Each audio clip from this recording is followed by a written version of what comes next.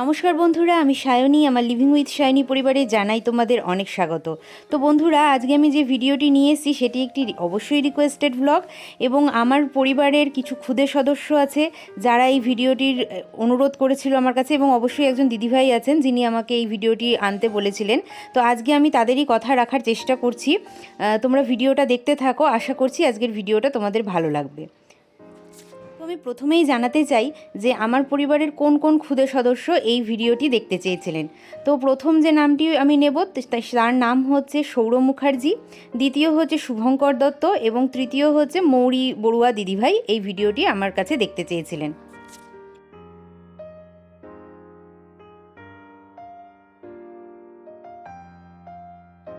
আর এই ভিডিওটি বানাতে আমার ভীষণই ভালো লাগছে। কেন ভালো লাগছে সেটা একটু পরে তোমাদের সাথে ব্যক্ত করছি। তো দেখো, পুজোটা শুরু করার জন্য আমি এখানে একটি জলচৌকি নিয়ে নিয়েছি, আর অবশ্যই তার উপর একটি লাল কাপড় পেতে নিচ্ছি। তোমরাও অবশ্যই লাল কাপড়ের ওপর মাকে প্রতিষ্ঠা করবে। এটা হতে পারে কোনো শালুর কাপড়, বা এখন যেগুলো বাজারে ফ্যান্সি কাপড় পাওয়া যায় সেগুলোও নিতে পারো, তবে রঙটা যেন লাল হয়। আর আমার কাছে শ্যামা মায়ের একটা ফটো আছে, তো সেই শ্যামা মাকেই আমি এখানে বসিয়ে নিলাম, এবং এখন আমি প্রথমে ধূপদীপটা জ্বালিয়ে নেব। তো দেখো, এখানে আমি একটি ঘিয়ের প্রদীপ প্রজ্বলিত করে ফেলেছি, আর মায়ের কাছে সেটা আমি এখন দিয়ে দিলাম, এবং তারই সাথে একটি ধূপকাঠি জ্বালিয়ে নিয়েছি, সেটা দিয়ে আমি মায়ের এখন একটু আরতি করে নেব। তো আমার আরতি করা হয়ে গেল, আর এরপরে আমি মাকে স্নান করাবো। তো দেখো, আমরা আলেখ্যতে প্রতিদিনের যেটা নিত্যদিনের পুজো, সেখানে কিন্তু পঞ্চামৃত দিয়ে মাকে স্নান করাই না।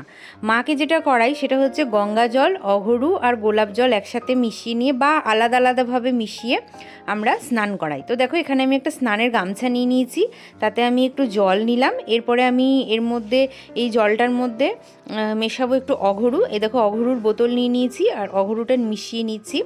আর নেব একটু গোলাপ জল। তোমরা যদি তোমাদের মূর্তি থাকে তাহলে তোমরা শনিবার বা মঙ্গলবারে পঞ্চামৃত দিয়ে মাকে স্নান করাতে পারো, আর মায়ের পাটা একটু আলতা দিয়ে ধুয়ে দিতে পারো। আলতা দিয়ে ধোয়ার পরে অবশ্যই গঙ্গা জল দিয়ে ধুয়ে দেবে যদি তোমাদের পিতল বা পাথরের মূর্তি থাকে।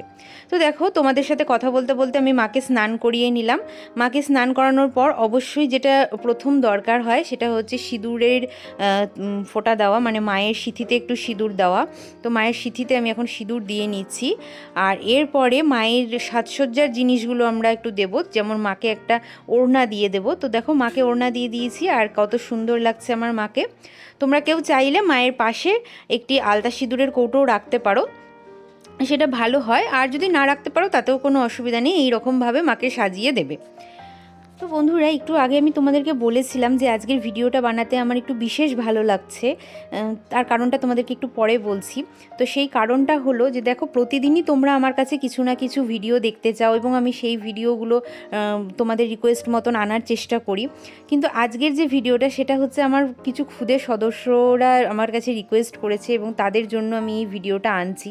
তো বাচ্চাকে বলা হয় সবথেকে পবিত্র, তাদের মধ্যে কিন্তু কোনো রকম মানে আমাদেরকে ভালো লাগানোর জন্য তারা কিছু বলবে এই ধরনের না।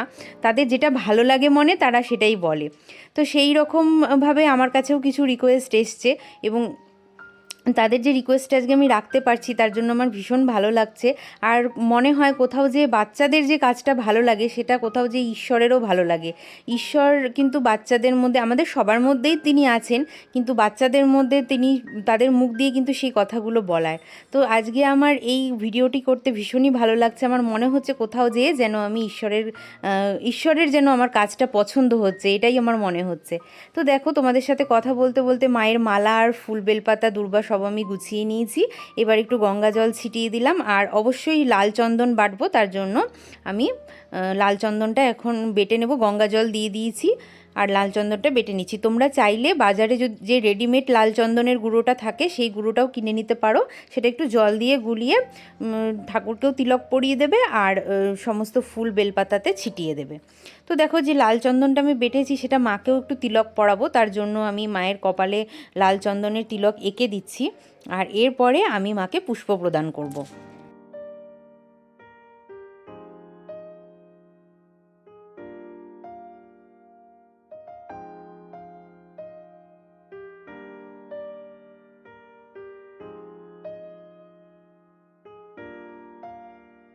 এবার তোমাদেরকে আমি একটা কথা বলতে চাই। দেখো, নিত্যদিনের পুজোতে যে আমরা মা কালীর ফটোতে প্রত্যেক দিনই মাল্যদান করতে পারবো এরকম নয়। আজকে আমার একটা বিশেষ দিন, সেই জন্য আমি মাল্যটা দান করলাম। তোমরা যদি কিছু না পাও তাহলে একটি বেলপাতা এবং একটি জবা ফুল মায়ের চরণে দান করবে। আর যদি অনেকের বাড়িতে আছে যে এখন তো শহরের বাড়িগুলোতে গাছ টাছ লাগানোরও তো জায়গা থাকে না, মার্কেট থেকে কিনে আনতে হয়, বা হয়তো মার্কেটে কোনো দিন কেউ যেতে পারলো না, তো সেদিন উজ্জ্বল কালারের কোনো পুষ্প তোমরা মায়ের পায়ে দেবে। যেমন দেখো, রক্ত গাঁদা পাওয়া যায়, বা কমলা কালারের যে গাঁদাগুলো সেগুলো দিতে পারো। তো দেখো, আমি এখন মাকে পুষ্পাঞ্জলিটা দেব, তো তার জন্য আমি একটি বেলপাতা এবং তোমার একটি জবা ফুল মায়ের চরণে দিলাম এবং একটি দূর্বাও দিয়ে দিচ্ছি। এরপরে আমি আরও দুটো জবা ফুল মাকে দেবো, মানে টোটাল আমি 3টে জবা ফুল মায়ের পায়ে দেবো। তো তোমাদেরকে যেটা বলছিলাম, তোমরা চাইলে শনিবার করে বা মঙ্গলবার করে এই ধরনের মালা এবং জবা ফুল এনে পুজো দিতে পারো মাকে। আর যাদের বাড়িতে আছে তাদের তো কোনো ব্যাপারই না, তারা রোজই দিতে পারো। তো এবার মায়ের ভোগ দেওয়ার পালা, তো তার জন্য আমি ফল কেটে নিচ্ছি। আমি প্রতিদিনের যেটা করি, প্রত্যেক দিনের পুজোতে কিন্তু ফল মিষ্টি সবসময় আমাদের পক্ষে দেওয়া সম্ভব হয় না।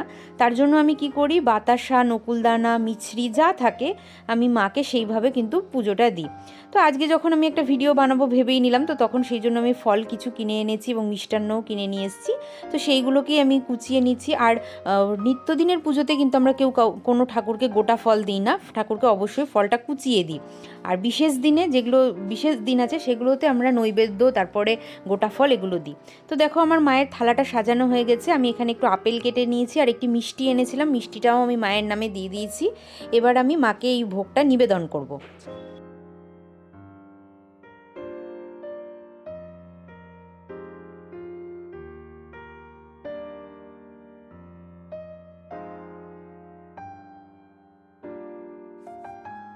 মাকে ভোগটা গ্রহণ করতে বলছি আমি এখানে।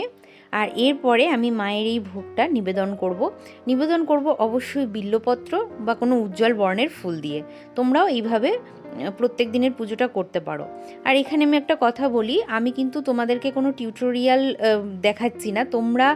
তোমাদেরকে যদি এই নিয়মগুলো ভালো লেগে থাকে তাহলে অবশ্যই তোমরা বাড়িতে এইভাবে পুজোটা করতে পারো। তোমাদেরকে কিছু শেখাবো এতটা জ্ঞান আমার নেই, যতটুকুন আমি জানি ততটুকুন আমি তোমাদের সাথে শেয়ার করছি। তো দেখো, আমার দেওয়া হয়ে গেল পুজো।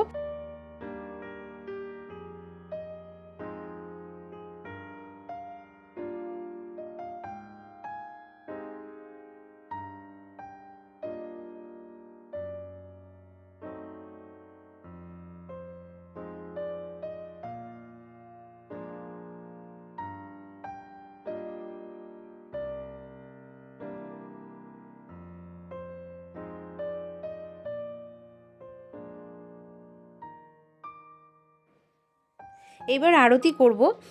তার জন্য দেখো, আমি একটি ঘিয়ের প্রদীপ জ্বালিয়ে নিয়েছি। তোমরা চাইলে সর্ষের তেল বা তোমার তিলের তেলের প্রদীপও জ্বালাতে পারো, এটা নিজের সামর্থ্যের ওপর। তবে আমি একটা কথা বলতে চাই যে তোমরা সোম থেকে শুক্র যদি তোমরা এই দীপ জ্বালাও, আর মানে ঘিয়ের দীপ জ্বালাতে পারো, আর শনিবারে যদি একটি করে সর্ষের তেলের প্রদীপ জ্বালাতে পারো তাহলে খুবই ভালো হয়। এখন আমি ধূপ দিয়ে মাকে আরতি করে নিচ্ছি, আর এরপরে প্রদীপ দিয়ে আরতি করব এবং তার সাথে সাথে আমি ধূপকাঠি দিয়েও আরতি করে নেব।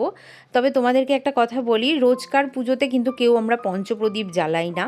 তো সেই জন্য আমিও এখানে আজকে পঞ্চপ্রদীপ জ্বালিয়ে তোমাদেরকে দেখাচ্ছি না। বিশেষ দিনগুলোতে আমরা পঞ্চপ্রদীপ জ্বালাই।